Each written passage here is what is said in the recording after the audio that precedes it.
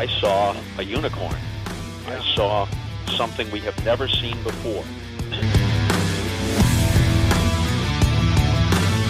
On a 1-2, Ohtani sends one in the air, the other way, back it goes, gone! One-of-a-kind player, one-of-a-kind season. Shohei Ohtani starts the 50-50 club.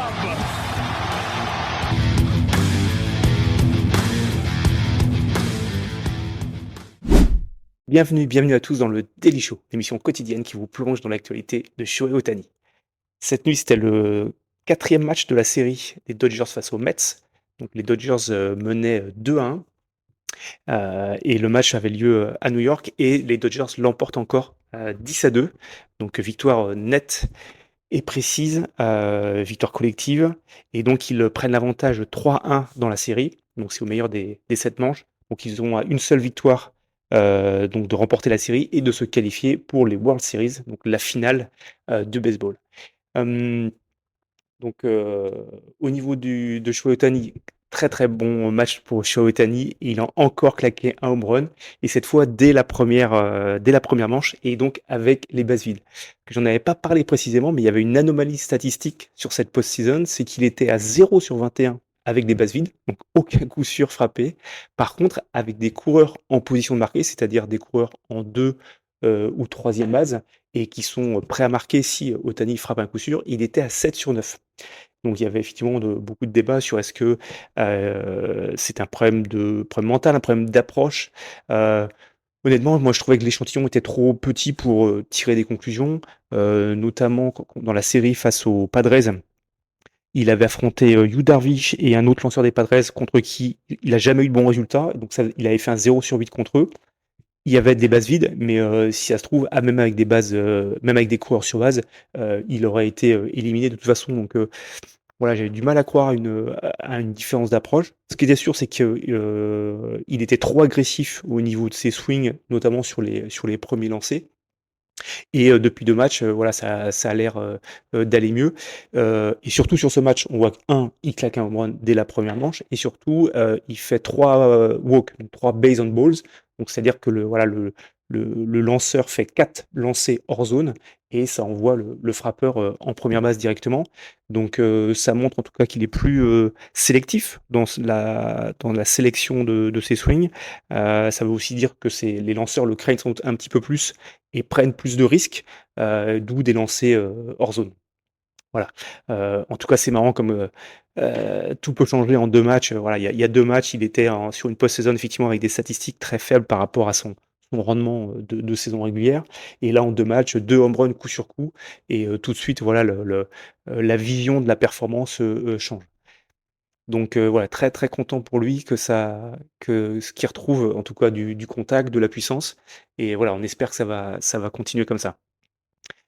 Au niveau du pitching, c'est Yamamoto qui était sur le monticule. Il a tenu 4 manches un tiers. Il a encaissé 2 points mérités, mais fait 8 strikeouts. Donc voilà, 8 strikeouts, c'est très bien. Le fait qu'il ait concédé 2 points, forcément un peu plus compliqué. Donc voilà, on est ressorti correct, mais pas exceptionnel. Et par contre, le bullpen derrière a encore été parfait, quoi. Vraiment, le bullpen sur la post-season, c'est peut-être la clé pour l'instant de la réussite des Dodgers, clairement. Très gros match de Mookie Betts aussi, pareil, qui était plutôt, on va dire, discret, on va dire, pendant la post-season. Mais là, il fait un 4 sur 6, 4 RBI et 1 home run en fin de match, donc vraiment grosse performance. Et de manière collective, voilà, au total, les Dodgers frappent 12 coups sûrs, ils vont 9 fois en base on balls, donc vraiment tout va bien. Le haut du line-up est de retour en forme, le bas du line-up, qui était plutôt moyen en saison régulière, là assure vraiment énormément en playoff, et le pitching est là, quoi, à la fois les starters et le bullpen. Donc clairement aujourd'hui, les Dodgers sont injouables, ça sera très dur de les éliminer s'ils continuent à ce niveau-là. Et donc le game 5 sera à New York encore, et c'est Flaherty, voilà, qui sera le lanceur partant. Il y avait une incertitude sur est-ce qu'on repart sur un bullpen game, ou est-ce que c'est Flaherty qui lance, et ce sera a priori, voilà, Flaherty qui sera le starter du Game 5.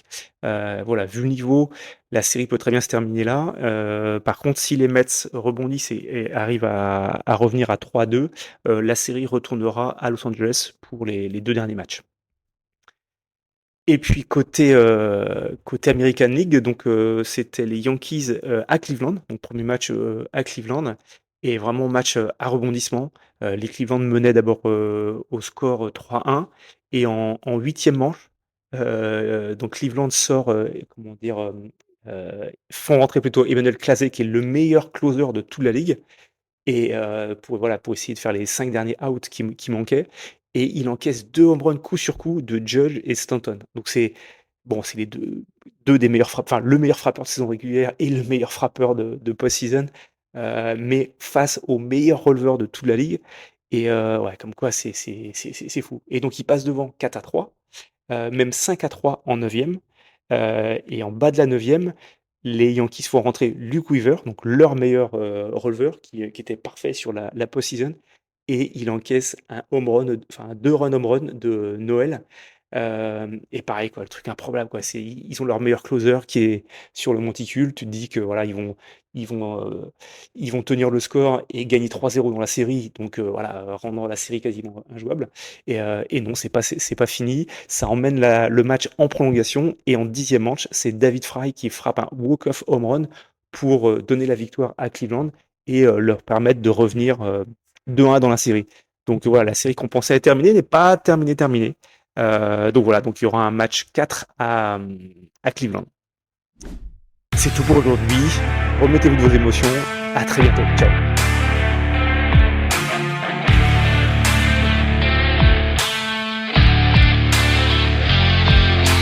First pitch.